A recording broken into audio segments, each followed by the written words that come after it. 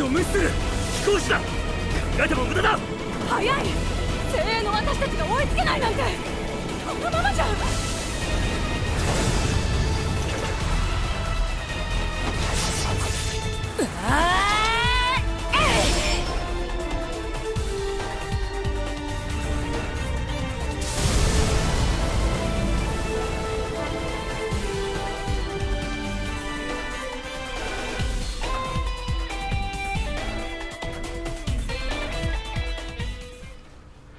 Hello everybody, and welcome to this video looking at Attack on Titan 2. This is a new game just out by Koei Tecmo, and as the name suggests, it's the sequel to the first Attack on Titan, which was released about 18 months ago, I think.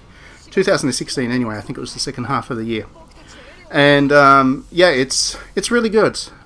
You can read my review on digitally-downloaded.net right now as you're watching this video, and I've given it a solid 4 out of 5 stars. I think it's a really solid action game, and I think it's a game that will appeal to people who love Attack on Titan, obviously, but also to people who like good quality action games that are a little bit different, because this one has some quirks that could only kind of work in the context of being an Attack on Titan game, and I think Koei's done a really good job of representing all of that.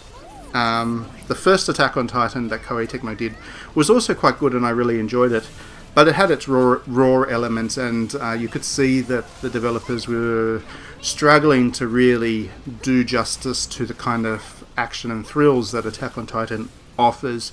So you get the sense playing this that Koei really wanted to take a second spin at it to do it right the second time around, and they've done it justice. They've done it really good justice, and I think that even though the Attack on Titan franchise itself is probably fading, it was the biggest anime and manga media franchise in Japan for a while there, but it doesn't seem like it's going to sustain itself in the same way that One Piece or Naruto or Dragon Ball certainly did.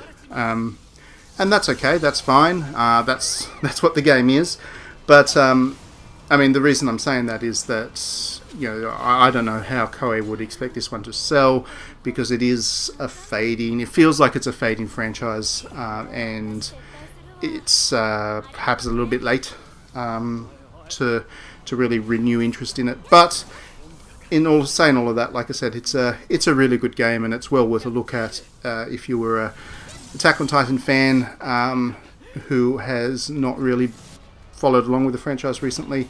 You know, this is an excuse to give it another go and get back into it. And yeah, if you like action games, it does a decent enough job of telling you the story as you play along that you'll be able to follow along and understand it all. So don't not play it if you're not an existing fan of Attack on Titan. If it looks interesting to you, give it a go, because you will follow along with it just fine. The other thing I wanted to say about the game itself is that it has an easy mode, which is really good. I haven't played the previous Attack on Titan in quite a while, I must admit, but I recall the last time playing it, even the easy mode had its moments of frustration and challenge. I think this game does a much better job of having that easy mode for people who aren't necessarily good at kind of fast action games, and I imagine that there'll be quite a few fans of Attack on Titan who are in that boat, so this is a good game for them to get into it. And the footage that you're seeing here in front of you is actually me playing it on easy. I always play games that I review on easy first, so I can rush through the story and kind of see all the content before then going back and putting up the difficulty to see what it's like. I can confirm that on the higher difficulty levels you will get a good solid challenge out of this. So if you do like your games actiony and difficult, then you'll still get a kick out of it as well, and that's a good thing, because when you think about it, you know, Attack on Titan's core story is that humanity's beset by these, you know, hideously powerful monsters that have very few weaknesses and are very difficult to take down. So, you know, the sense is that they should be hard to fight, and certainly on the higher difficulty levels you get that. So yeah, in terms of the gameplay, have a read of my review for my full thoughts, but I really do enjoy this game. So the other thing I wanted to talk about in this video today is one of the themes that a lot of people kind of identify in it, Not just this game, actually, probably less this game than the rest of the media franchise, but certainly in the manga and the anime, and by extension, the story that the games tell as well, is this sense that there's nationalism themes present within Attack on Titan. And if you go online and search for it on Google or whatever, you will find quite a few articles that talk about the nationalism of Attack on Titan and what people interpret to be nationalist themes that are expressed through the anime and manga. And I thought that that would be an interesting topic because nationalism actually pops up in an awful lot of video games. You probably don't notice it. In a lot of cases it's not deliberate. In a lot of cases it's kind of just there. In a lot of cases it's kind of obscured by a whole level of abstraction that makes it easy to kind of push out of the mind. But everything from Call of Duty, which is overtly nationalist, to something like Destiny, which is quite subtle because it hides the idea that humanity or a group of people is a shining light in the darkness by having the darkness be all of space and everything out there being quite hostile. But that is very nationalist. I mean, the idea of nationalism is self-sufficiency and the independence of a group of people, generally a nation, hence the name of it. But it's that sense that these people are insular, that they are looking internally and looking to protect themselves over being part of a broader community. And we've seen that throughout history a lot. And then nationalism is what really drove Nazi Germany back in the day. There's all kinds of evidence that there's a lot of nationalism going on in the Western world at the moment and all that kind of stuff. And I'm not here to have a political discussion or try and be controversial in that way, but these are things that are quite observable and quite present and quite overtly there.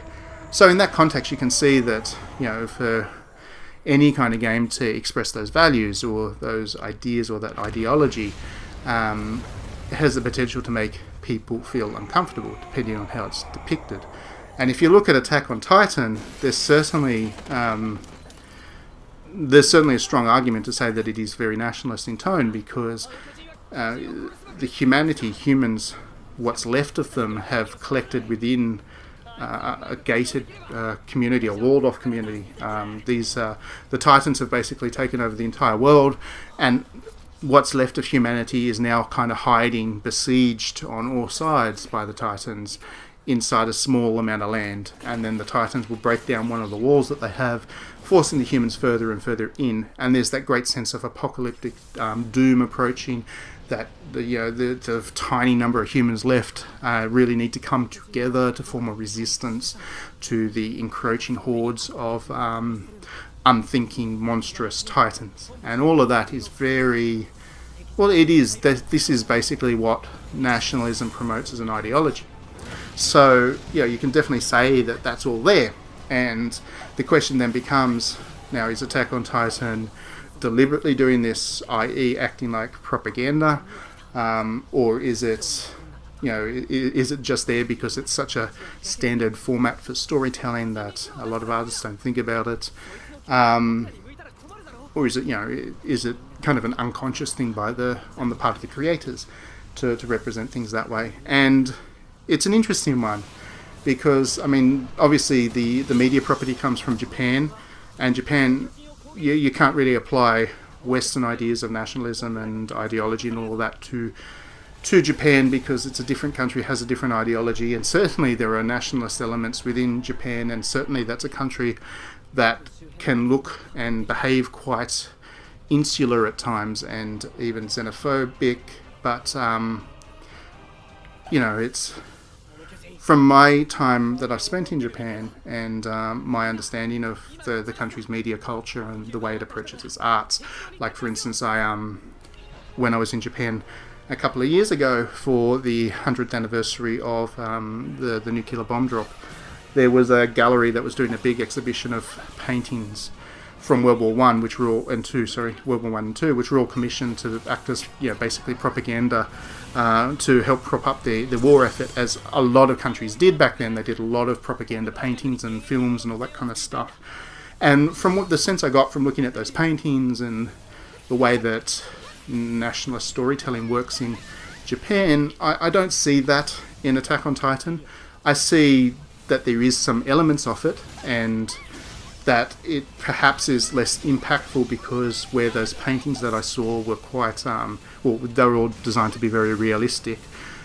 This one, obviously, this manga and anime franchise obviously abstracts things a great deal by having, you know, these monsters that don't really exist in the real world a big part of the threat. But at the same time, like I said, I can see that those elements are there.